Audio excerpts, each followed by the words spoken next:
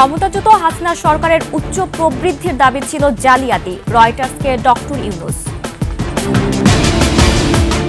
Clinic থেকে আজ লন্ডনের বাসায় ফিরতে পারেন খালেদা জিয়া, সিদ্ধান্ত হয়নি লিভার ট্রান্সপ্লান্টের।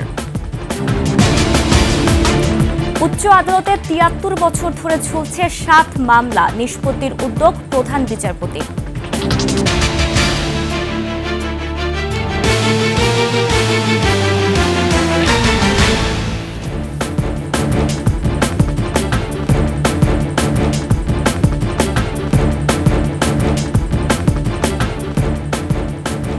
শুনছিলেন সংবাদ শিরোনাম। আমন্ত্রণ সকালের ২১শে সংবাদে, সাথে আছি আমি জান্নাতুল বুশরা। দর্শক, ২১শে টেলিভিশনের সংবাদ একসাথে সরাসরি দেখতে পাবেন আমাদের ফেসবুক পেজ www.facebook.com/2124 অনলাইনে। এছাড়া সাবস্ক্রাইব করতে পারেন www.youtube.com/21ETV এই চ্যানেলে। এছাড়াও সংবাদে আরও যা থাকছে: শহীদ রাষ্ট্রপতি জিয়াউর রহমান ও সাবেক প্রধানমন্ত্রী খালেদা জিয়ার ছোট ছেলে আরাফাত রহমান কোকোর ১০ম মৃত্যুবার্ষিকী আজ।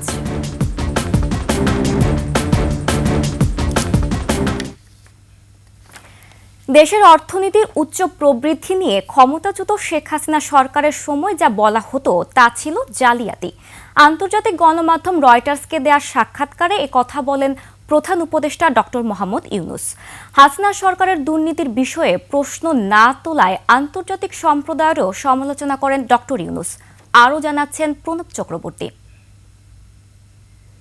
সুইজারল্যান্ডের দাভোসে বিশ্ব অর্থনৈতিক ফোরামের সম্মেলনের ফাঁকে রয়টার্সকে সাক্ষাৎকার দিয়েছেন প্রধান উপদেষ্টা ডক্টর মোহাম্মদ ইউনূস।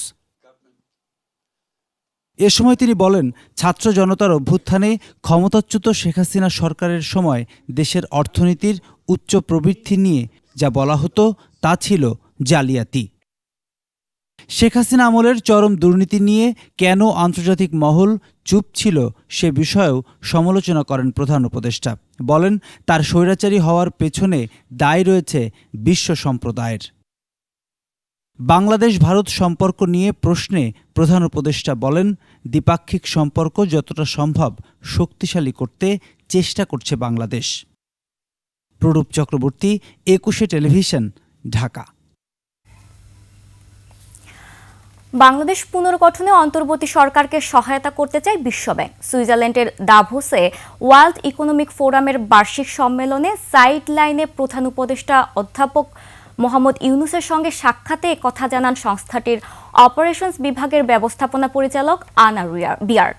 প্রধান উপদেষ্টার deputy press secretary Abul Kalam Azad Majumdar জানান, সাক্ষাতে আনা বিয়ার্ড বাংলাদেশকে সমর্থন দেওয়ার কথা বলেন। এ সময় জুলাই আন্দোলন, অন্তর্বর্তী সরকারের সংস্কার উদ্যোগ এবং অর্থনৈতিক বিষয়ে আলোচনা হয়। সাক্ষাতে বাংলাদেশ সরকারের এসডিজি সমন্বয়ক লামিয়া মোর্শেদ এবং জেনেভায় বাংলাদেশের স্থায়ী প্রতিনিধি তারেক আরিফুল ইসলাম উপস্থিত ছিলেন। আজ রাতে ক্লিনিক থেকে লন্ডনের বাসায় ফিরতে পারেন BNP chairperson Begum Khaleda Zia. The London ক্লিনিকের সামনে ব্রিফিংয়ে খালেদা জিয়ার ব্যক্তিগত চিকিৎসক ও বিএনপির স্থায়ী কমিটির সদস্য ডাক্তার AZM জাহিদ হোসেন একথা জানান।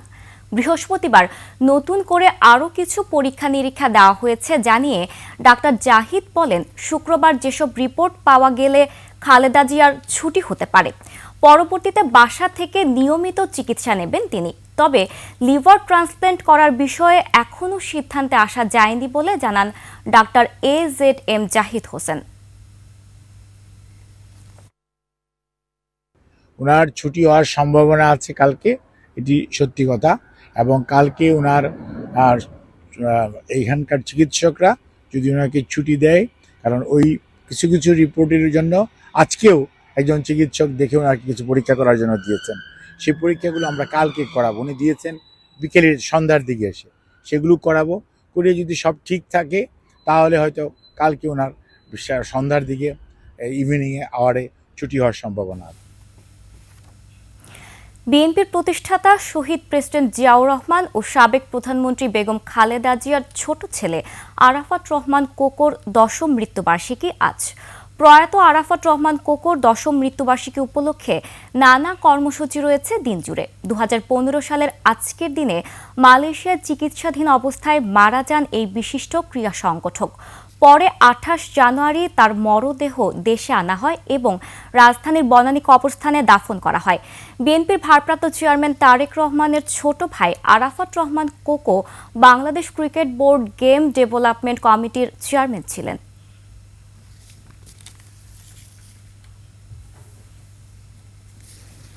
তিয়াত্তর বছর আগের মামলা শুনানির জন্য উঠেছে উচ্চ আদালতের কার্যতালিকায়। পাকিস্তান আমলে 1952 থেকে 1959 সাল পর্যন্ত 7টি মামলা একটি বেঞ্চেই বিচারাধীন। মামলার বাদীর অনুপস্থিতি কিংবা দুপক্ষের আগ্রহ না থাকার কারণে ঝুলছে মামলাগুলো। সম্প্রতি এই মামলাগুলো নিষ্পত্তির উদ্যোগ নিয়েছে প্রধান বিচারপতি। বিস্তারিত শাকেরা আরজুর রিপোর্টে। উচ্চ আদালতের মামলার কার্যতালিকায় দেখা যায় 1952 সালের কোম্পানি আইনের প্রায় 7টি মামলা বিচারাধীন। ক্যালকাটা ন্যাশনাল ব্যাংক লিমিটেড বনাম the state bank of Pakistan মামলাটি হাইকোর্টের কজ লিস্টে দেখা যায়। কজ লিস্টে আছে ব্যাংক অব কমার্স বনাম the state bank of Pakistan নামে আরেকটি মামলা। ক্ষেত্রে দেখা যায় যে পার্টির যে কনসার্ন লয়াররা অ্যাবসেন্ট থাকে অথবা কেউ মারা গেছেন, এরকম অনেক থাকে, যার দরুন এগুলো পেন্ডিংই রয়ে গেছে। তো এই কারণে চিফ জাস্টিস কি করেছেন, ওগুলা বিভিন্ন কোর্টে আর কি ডিস্ট্রিবিউট করেছেন। কোম্পানি অবলুপ্তিকরণ সংক্রান্ত বিচারাধীন এসব মামলার অধিকাংশেরই কাগজপত্র নেই আইনজীবীও। সংশ্লিষ্ট আদালতের রাষ্ট্রের আইনজীবীরা বলছেন, বহু বছর ঝুলে থাকার কারণেই মামলা নিষ্পত্তিতে পাঠিয়েছেন প্রধান বিচারপতি। এই 1952 ম্যাটার, এটা জেনারেলি যেটা হয় কি যে আমাদের যে সেকশনে বিভিন্ন ম্যাটার স্পেসিফিক ডেস্ক থাকে, তো এই ম্যাটারটা হয়তোবা ওই স্পেসিফিক ডেস্কে ছিল না। স্পেসিফিক ডেস্কে না থাকার কারণে এটা মিসপ্লেস হয়ে গিয়েছিল। বর্তমানে আপিল বিভাগে বিচারাধীন মামলার সংখ্যা 28,901টি। হাইকোর্ট বিভাগে বিচারাধীন মামলার সংখ্যা 5,77,280টি। নিম্ন আদালতে বিচারাধীন মামলার সংখ্যা 38,37,329টি। মোট বিচারাধীন মামলার সংখ্যা 44,43,510টি। সাধারণত যে ক্রিমিনাল ম্যাটার যেগুলি, সেখানে ওয়ান্স বেইল নিয়ে গেলে পার্টি তেমন খুব একটা ইন্টারেস্ট থাকে না। তখন দেখা যাইতো যে চিফ জাস্টিসের অথরিটিতে সেকশন থেকে স্পেসিফিক কিছু কোর্টে দিয়ে দিত যে মামলাগুলি ডিসপোজাল হয়ে যাওয়ার জন্য। এবং আমরা দেখেছি যে সিভিল ম্যাটারও স্পেসিফিক যে চিফ জাস্টিসের নির্দেশে এরকম সেকশন থেকে স্পেসিফিকলি বিভিন্ন কোর্টে দিয়ে দেয় এবং মামলাগুলি যেন কুইক ডিসপোজাল হয়। বিচারক সংকট দূর করা, অবকাঠামো উন্নয়ন সহ বেশ কয়েকটি বিষয়ের দিকে নজর বাড়ানো উচিত বলে মনে করেন আইন বিশ্লেষকরা। শাকেরা আরজু, 21 টেলিভিশন, ঢাকা। বিলুপ্তির পথে শত বছরের ঐতিহ্য ও সংস্কৃতির সাক্ষী মৃৎশিল্প। পরিবর্তনের আধুনিকতার ছোঁয়ায় প্রাচীন এই শিল্প তার জৌলস হারাতে বসেছে। টিকে থাকা কঠিন হয়ে পড়েছে শিল্পীদের। আরিফুল ইসলাম সাব্বিরের তথ্যচিত্রে জানাচ্ছেন ইউসুফ হাসান নাইম। ধামরাইয়ের কুমারপাড়া, প্রতিদিনের মতো আজও ভোরের বাতাসে মিশে আছে পোড়ামাটির ঘ্রাণ। কুমারের মুন্সিয়ানায় তৈরি হচ্ছে মাটির তৈজসপত্র। এজন্য শিল্প আর ঐতিহ্যের এক মেলবন্ধন। তবে সময়ের সাথে পাল্টে যাওয়া বাস্তবতা যেন ধাক্কা দিয়েছে এই প্রাচীন শিল্পকে। একসময় হাটবাজারে যে মাটির পণ্যের ছিল দারুণ চাহিদা, তা এখন প্রায় শূন্যের কোটায়। প্লাস্টিক ও আধুনিক সামগ্রীর বিস্তারে মাটির তৈজসপত্র ক্রেতাদের নজর থেকে হারিয়ে যাচ্ছে। ফলে অনেকেই বাধ্য হয়ে পেশা পরিবর্তন করছেন। প্লাস্টিক বাইর হওয়ার পর থেকে এই মাটির মালটা একটু কম চলে, ঠিক আছে।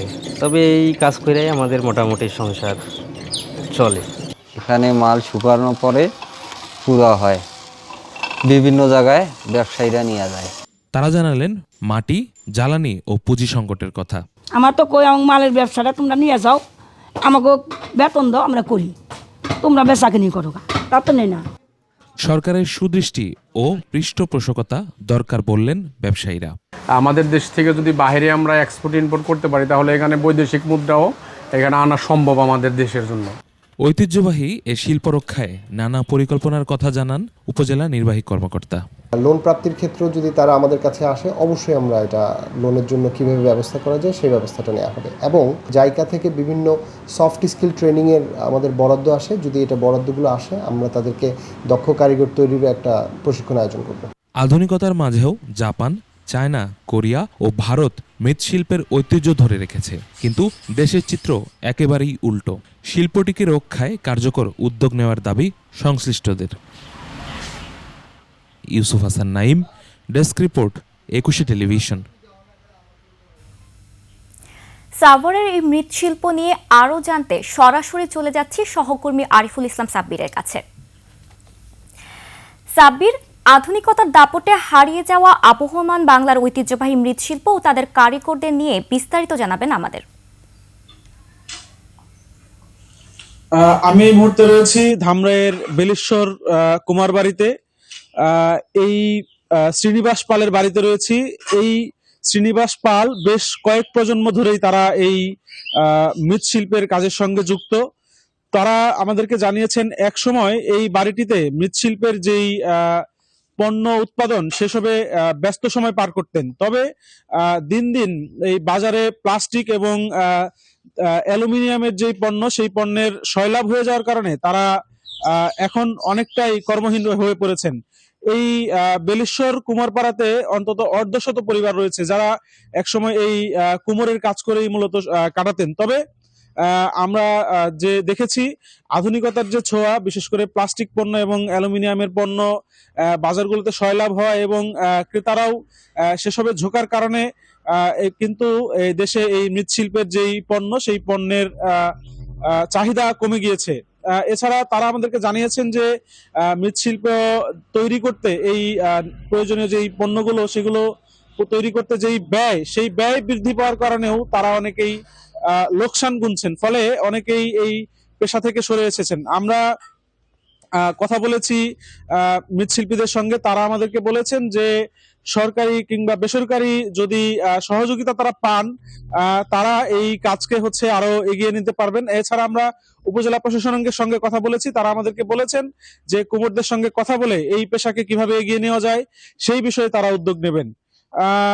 ধামরাইয়ের বেলেশ্বর থেকে এই ছিল আমার কাছে সর্বশেষ। ধন্যবাদ আরিফ আপনাকে। দর্শক, আমরা এতক্ষণ ছিলাম আমাদের সহকর্মী আরিফের কাছে সাভারে। আমরা চলে যাচ্ছি পরবর্তী সংবাদে, আর এরই সাথে শেষ করছি সকালের 21 সংবাদ। যাবার আগে সংবাদ শিরোনামগুলো আরও একবার। ক্ষমতাচ্যুত হাসিনা সরকারের উচ্চ প্রবৃদ্ধির দাবি ছিল জালিয়াতি, রয়টার্সকে ডক্টর ইউনূস। ক্লিনিক থেকে আজ লন্ডনে বাসায় ফিরতে পারেন খালেদা জিয়া, সিদ্ধান্ত হয়নি লিভার ট্রান্সপ্লান্টের। উচ্চ আদালতে ৭৩ বছর ধরে চলছে ৭ মামলা, নিষ্পত্তির উদ্যোগ প্রধান বিচারপতির।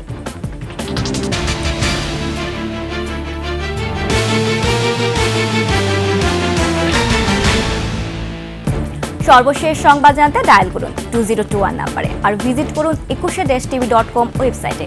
ফেসবুকে ভিজিট করতে পারেন www.facebook.com/2124 অনলাইনে। এছাড়া সাবস্ক্রাইব করতে পারেন www.youtube.com/21etv এই চ্যানেলে। এতক্ষণ সঙ্গে থাকার জন্য ধন্যবাদ। পরবর্তী সংবাদ সকাল ৯টায় দেখার আমন্ত্রণ রইল। 21-এর সাথেই থাকুন।